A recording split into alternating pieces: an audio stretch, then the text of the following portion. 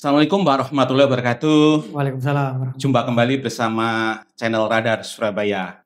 Hari ini Radar Surabaya, grup Radar Surabaya sedang berulang tahun khusus untuk platform digitalnya, yaitu Radar Surabaya.id ke-8 dan Radar Sidoarjo.id ke-5 dan Radar Gresik.id yang ke-5 juga. Pada pagi ini, pada momen spesial pagi ini kita kedatangan tamu luar biasa spesial, bapaknya Surabaya, yaitu adalah Wali Kota Surabaya, Bapak Eri Cahyadi. Selamat pagi, Pak. Pagi, Pak Lili. Sehat, Pak Lili? Alhamdulillah. Berkas Banten. Terima kasih, Pak Eri, atas kedatangannya bisa menyemangati kita di ulang tahun ini. Selamat milad dulu. Ya, Yang ke-8 untuk Radar Surabaya, betul. ke-5 untuk Radar Gresik dan Radar Sidoarjo ya. Betul. Sudah selalu lah buat radar. Baik. Baik, Pak Eri.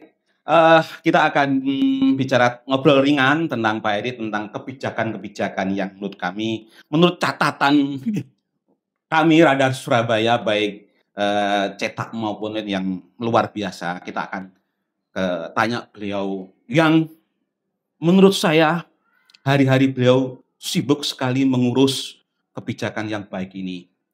Pak Eri ada begini, sebetulnya dari banyak program-program positif ini, goalnya nanti Surabaya pengen jadi apa sih Pak Eri? Goalnya Surabaya itu gini, kan visi kita itu adalah Surabaya ini menuju kota dunia yang maju, humanis, dan berkelanjutan. Ya. Maka secara otomatis karena Surabaya ini metropolitan, untuk menuju ke kota dunia yang humanis, maka kita harus bisa menciptakan sesama warga ini adalah satu kesatuan yang utuh. Memiliki budaya arek, tidak boleh hilang. Memiliki kesejahteraan. Intinya, apa sih kota itu dikatakan sejahtera? Kota itu dunia, satu, kota itu sejahtera. Yang kedua, kota itu bisa bahagia. Sejahtera, bukan miskin dan kaya ya, tapi sejahtera, kita tingkatkan kesejahteraannya. Inilah intinya, dua ini. Ketika dia bisa menuju ke sejahtera dan bahagia, maka tujuan kota itu akan terwujud. Berarti goalnya semua itu adalah kedua ini. Kedua ini. Sehingga apa kedua ini? Ketika sudah menuju ke kedua ini, maka yang bisa menentukan sebuah kota itu bisa sejahtera dan bahagia, itu bukan pemimpinnya, tapi adalah warganya sendiri. Bagaimana warga itu bisa saling menguatkan, bisa gotong royong, bisa saling membantu agar apa? Muncul rasa bahagia dan sejahtera tinggal di kampung itu. Nah ini yang kita wujudkan di Surabaya itu. Goalnya apa? Kebahagiaan, kesejahteraan di masing-masing kampung yang diwujudkan oleh warga itu sendiri. Baik, wah luar biasa. Itu untuk mencapai itu mungkin ada dijelaskan Pak Eri, mungkin ada kegiatan-kegiatan real di lapangan itu seperti apa Pak Eri ya untuk mencapai tujuan itu? Betul Pak. Dulu ini awal nih, ketika saya menjadi wali kota di periode pertama Pak Lili. Orang akan bertanya, apa sih yang dikerjakan oleh wali kota? Orang itu senang melihat sesuatu yang tampak mata. Contoh, kita bangun jalan, kita memperbaiki saluran, kita membuat taman, maka di situ akan kelihatan. Kita membangun apa kelihatan ya. Tapi pada waktu saya memikir atau memilih di periode pertama saya mengatakan tidak. Karena pada waktu itu Surabaya dihantam pandemi COVID. Maka ketika saya menjadi wali kota, itu stunting di kota Surabaya itu 28,5%. Pengangguran 9,7%. Kemiskinan 5,6%. Gini rasio kita sudah mencapai 0,4. Ini pilihan sulit. Betul. Ketika kita itu akan menyentuh kemiskinan, maka kita tidak terlihat. Tapi kalau pada waktu itu saya berpikir untuk mencari popularitas, maka saya bisa membangun semuanya. Tapi saya mengesampingkan hasil-hasil yang tadi tidak bisa terlihat mata. Maka saya sampaikan ke teman-teman, tidak bisa begitu membangun sejahtera itu. Tapi bagaimana kita bisa menurunkan itu? Akhirnya banyaklah yang bertanya pada saya, apa yang dikerjakan oleh wali kota pada waktu saya di tahun pertama saya, tahun kedua, dengan yang dibedakan wali kota sebelumnya. Iya. Tidak terlihat mana yang dibangun. Saya cuma senyum, Pak. Iya. Tapi setelah tahun 2022, maka begitu kagetnya se-Indonesia ketika stunting saya dari angka 28,5% menjadi 4,2%. Dari 28 menjadi 4,2%. Iya. Kagetlah. Se-Indonesia sampai bingung. Di tahun 2023 menjadi 1,6%. Akhirnya disitulah menurun terus. Disitulah akhirnya menjadikan percontohan. Bagaimana menurun, bahkan WHO, UNICEF semuanya turun ke Surabaya untuk melihat langkah itu. Pengangguran terbuka dari 9, itu hari ini turun menjadi 4, kemiskinan jadi 5,4 atau 5,5, saya sekarang menjadi 3,9, lebih rendah sebelum zaman COVID. Nah ini berarti apa? Kesejahteraan itu naik. Iya. Dan saya bisa membuktikan bahwa ini terpenting karena apa? Ketika kita mengurangi kemiskinan, mengurangi pengangguran terbuka, maka kita menciptakan sumber daya manusia yang kuat. Sebuah kota itu bahagia dan menuju dunia, maka kita ciptakan dulu sumber daya manusianya. Iya. Dulu putus sekolahnya banyak lah, lulusan SD juga sekolah Nah sekarang yang kita sekolah. Maka sumber daya manusia, akhirnya IPM kita naik kan? Juga di Jawa Timur. Indeks pembangunan manusianya, itulah yang kita cari. Tapi alhamdulillah di 3 tahun itu, ternyata saya bisa membangun rumah sakit. Yang orang tidak menyangka, padahal dari mana? Kok nomor terakhir bisa keluar? Terus saya bisa membangun jalan radial road. Betul. Banyak titik yang kita bangun infrastrukturnya, taman-taman. Orang sekarang sudah, Pak, tamannya jadi api-api, Pak. Bisa masuk sekarang bahkan di Taman Surya, itu orang bisa masuk menikmati taman itu sudah sangat luar biasa. Bahkan Taman Apsari, Gadi. Bahkan orang baru terasa, kok bisa? Nah ini yang saya bilang sejahtera. Kenapa? Saya bisa membangun taman, bisa menyelesaikan semua. Karena saya dibantu oleh warga Surabaya yang luar biasa, Pak. Warga Surabaya setelah saya mengurangi kemiskinan, pengangguran terbuka, ternyata mereka ini banyak yang menjadi orang tua asuh. Dari anak-anak miskin, Pak. Jadi mereka ambil orang tua asuh, mereka gerakkan. Saya sampaikan waktu itu, nggak mungkin, jangan percayalah dengan wali kotanya. Jangan percayalah dengan DPRD-nya. Kalau kita ini wali kota dan DPRD umpamanya mengatakan, tak bangun KB, jalan dibangun, sekolah digratiskan, kesehatan digratiskan, terus habis gitu semua beasiswa diberikan, nggak mungkin duitnya kuat, Pak Lili. Nggak mungkin. Makalah adalah namanya RPJMD, Rencana Pembangunan Jangka Menengah, 5 tahun. Itu berapa yang dicapai, Maka ada yang menyampaikan, Pak Rutilahu dibangun, Pak Sauran dibangun, nggak mungkin. Tapi akhirnya kita bisa melakukan itu karena apa? Karena tadi yang sebagian untuk anggaran pemerintah kota untuk kemiskinan ada yang bantu. Bahkan kita punya sekolah yang di Kalijudan itu, Rumah Ilmu Arek Surabaya, itu sekolahnya Pak, anak-anak SMA yang langsung kita kuliahkan, langsung kerja 165 orang, itu anggarannya sekitar 25 miliar full non APBD, Pak. Non APBD. Jadi orang tua asuh itu bersatu memberikan mereka sekolah selama 3 tahun 25 miliar itu nanti mereka langsung kerja di tempat orang-orang yang tadi Bapak adminnya tadi. Jadi saya bilang inilah Surabaya yang saya katakan sejahtera.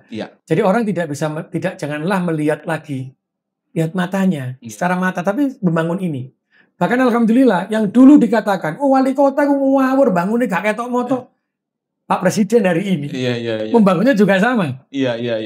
Memberikan gizi, memberikan semuanya lah diberikan. Tapi kan sumber daya manusia, beliau menyampaikan bahwa sumber daya manusia dibangun dulu kalau ingin negara ini kuat. Dan di situ saya bilang, ya Allah, ternyata yang saya ambil di periode pertama saya, sumber daya manusia, ternyata Pak Presiden juga menyampaikan hal yang sama. Karena sejatinya kota ini akan sejahtera dan kuat itu ketika sumber daya manusianya kuat.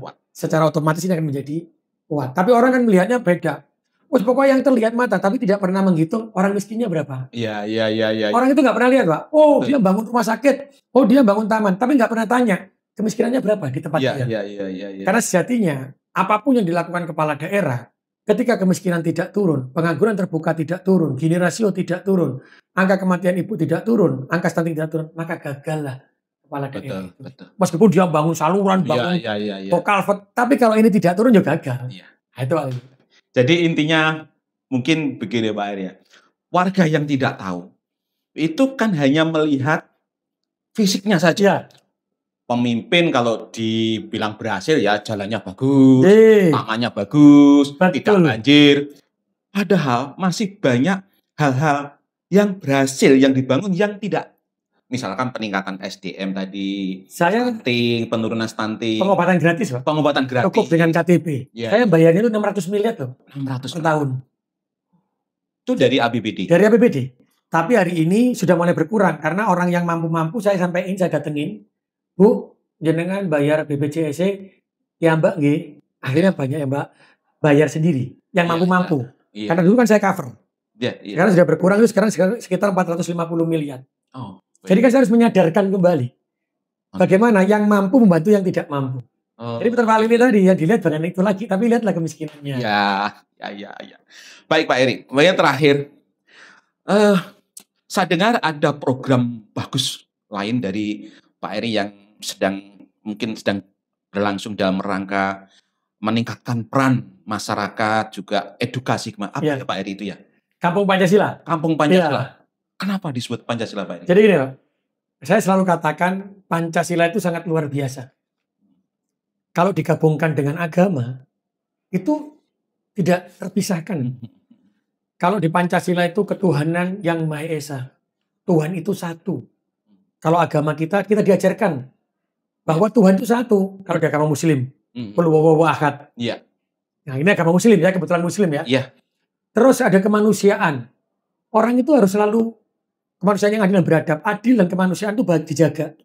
Maka kita diajarkan dalam sebuah agama kita itu, agama Muslim itu adalah khairun nas anfa'uhum linnas. Kamu jadi manusia, kamu harus mengembangkan kemanusiaanmu dengan apa? Kamu harus bermanfaat untuk manusia yang lainnya. Terus diajarkan di Pancasila kita itu persatuan Indonesia. Kita ini bersatu, jangan berantem lah. Janganlah saling menyalahkan. Iya. Karena kita ini satu negara NKRI harga mati. Nah ini ada kubul waton minal iman. Gitu. Sampai sila keempat dan sila kelima. Berarti apa? Pancasila ini kalau dijalankan Pak Lili, dijalankan bukan hanya lisan loh ya. Saya yakin tidak ada kemiskinan. Saya yakin tidak ada orang tawuran. Saya yakin tidak ada orang yang dia itu tidak membantu yang lemah. Maka disitulah saya ingin membentuk Kampung Pancasila. Siapa Kampung Pancasila ini? Maka kami bentuk satgas secara tingkat kota dan satgas yang ada di masing-masing kampung. Siapa satgas di kampung itu? Ada RW, ada RT, ada komunitas. Itu gabung di sini. Jadi harapan saya, kampung ini itu akan bergerak masyarakatnya. Nanti ditunjang oleh media. Jadi kita punya 1.300 RW. Berarti kita punya kampung Satgas Pancasila 1.300. Bayangkan Pak, kalau di kampung ini, dia bisa ngelihat, oh ternyata tetanggaku ada yang tidak mampu. Terus yang kaya-kaya tadi ngerasa, apa duit itu gak mampu. Saya donatur yuk. Ada yang 1.000, ada yang 5.000, ada yang 20.000, ada yang 100.000, ada yang 1 juta. Dikumpulkan. Tidak keluar. Maka diberikan kepada orang yang tidak mampu. Itu salah satu real kegiatan kampung mode tadi ya, Pancasila. Kampung Pancasila. Itu salah satu contohnya. Contoh kecil. Nah, itu situ. Terus yang kedua, kita tahu lagi di Kampung Pancasila, oh ternyata banyak anak mudanya nih. Berarti kegiatan positif apa? Anak mudanya dikumpulkan, terus akhirnya bicara, pengen apa sih kampung ini bisa hidup, gak keluar malam. Akhirnya buat kegiatan. Nah, kegiatan inilah yang akan ditunjang oleh anggaran pemerintah kota Surabaya. Sehingga anak-anak mudanya ini sudah merasa sejak awal dia itu sudah keluar, berani mengeluarkan pendapat, tapi tidak mengeluarkan hal yang negatif. Karena kan kadang-kadang mereka ini tidak punya tempat penyaluran, mereka dikucilkan, akhirnya mereka bentuk sebuah kelompok, sebuah komunitas. Negatif nah, biasanya. Kalau sekarang hari ini ada geng motor, ada balap liar, jangan salahkan anak-anaknya, salahkan kita. Orang tua, kita ini pernah berbuat apa? Sehingga Tuhan menghukum kita, memperingatkan kita, dikasih anak-anak yang seperti itu. Jadi mungkin kita Pancasila nanti juga mungkin menyasar hal-hal anak-anak yang... Jadi yang seperti hari ini, kalau ada anak yang ketangkep, itu tidak kita taruh di Satpol PP, Pak. Kita ketangkep pulang malam jam 10 malam, kita punya ini kan? Jam 10 malam, jam malam. Itu sebenarnya agar apa? Anak-anak itu punya kegiatan yang positif. Kalau ternyata jam 10 malam lebih dia keluar, kita tangkap, kita antarkan ke orang tuanya. Kita antarkan ke Satgas Kampung Pancasilanya. Loh, iki loh. Mau tak temokno jam 10, itu di trotoar minum kopi, atau minum apa. Jam 11, akhirnya orang yang lewat tawuran. Saya kan tinggal bilang ibunya. jenengan nggak madosi dah, nggak mencari. Iya, iya, iya. Jadi kampung Pancasila itu mengamalkan nilai-nilai Pancasila secara keseluruhan dalam kehidupan yang ada di kampung itu. Mulai sila pertama sampai sila ada kelima. nanti Ya. diwujudkan dalam Betul. Dan saya berharap nanti radar ini juga bisa menjadi media yang memegang beberapa kampung ya, beberapa RW bisa pegang 100 begitu. Sehingga nanti kita lihat mana yang sudah mengalami perubahan. Ya. Ya. Sehingga yang saya ingin tinggalkan di kota Surabaya ini harus diingat bahwa Surabaya menjadi berubah, dibangun bukan karena wali kotanya, tapi karena warganya karena stakeholdernya, karena medianya, karena komunitasnya. Itu yang saya ingin sadarkan kepada warga Surabaya. Yang bisa merubah nasib kita adalah diri kita sendiri. Ya, ya. Dan wali kota itu hanya sebagai, oh ya, kamu anggaran apa sehingga pengembanganmu itu langsung diberikan anggaran. Sehingga apa? Saya ingin merubah bahwa pemerintah itu berbeda dengan yang dulu. Kalau pemerintah yang dulu itu membuat program, warganya harus kudu melaku, melok programku. Ya. Kalau hari ini rakyat atau masyarakat sekarang yang membuat program, ikut membangun, kita mensupport. Berarti apa? Mereka akan merasa memiliki. Ya. Ya. Ini yang ingin saya tinggalkan di Surabaya. Sehingga ke depan pemimpinnya siapapun, maka dia harus tergantung oleh warga Surabaya. Ya. Bukan dibalik, warga Surabaya tergantung kepada pemimpinnya. Contoh Pak, orang sing gak duwe, tak kei anu ya, tak kei seragam gratis ya, tak kei bansos kon milih aku. Lan kan api Pak. Iya. Orang api yang kayak begitu. Tapi kalau yang menolong itu sudah warganya sendiri yang mampu. Wali kota kira-kira ngomong, kan Mbak ditabuk Pak begini.